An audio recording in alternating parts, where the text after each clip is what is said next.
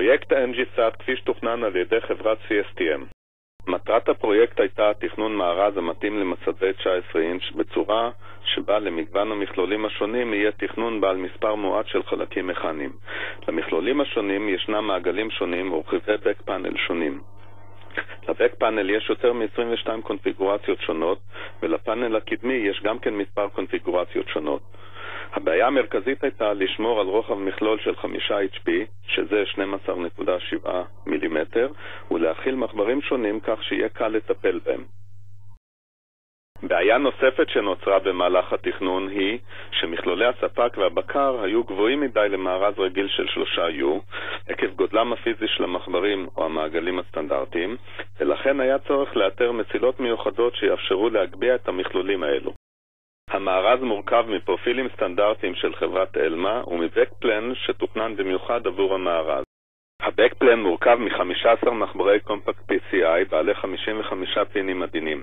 היה צורך לתכנן את הבקפלן כך שהפינים העדינים לא ייפגעו במהלך ההוצאה והכנסה.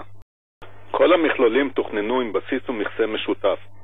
בהמשך תראו את הקונפיגורציות השונות עבור מכלולים בעלי מטרות שונות ברוחב 5 HP, אשר נוצרו מאותם רכיבים מכניים.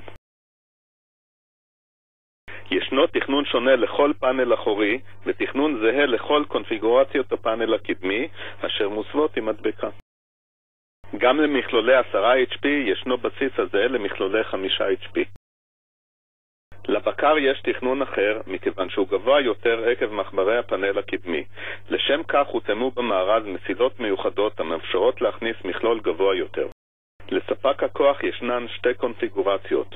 גובה הספק אינו מאפשר את הכנסתו במסילות הרגילות, ולכן הותאמו לו גם כן מסילות מיוחדות. כפי שהזכרנו, ישנו בסיס משותף לכל הקונפיגורציות.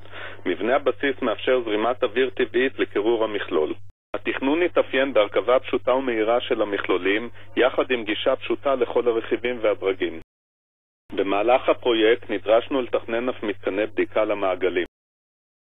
ולבסוף, התכנון קרם עור וגידים, ומערכת NGSAT נוספה למגוון המוצרים של חברת פוקסקון. אנו מודים לכם על כי צפיתם במצגת זו, ומזמינים אתכם לבקר באתר החברה בכתובת www.cstm.co.il.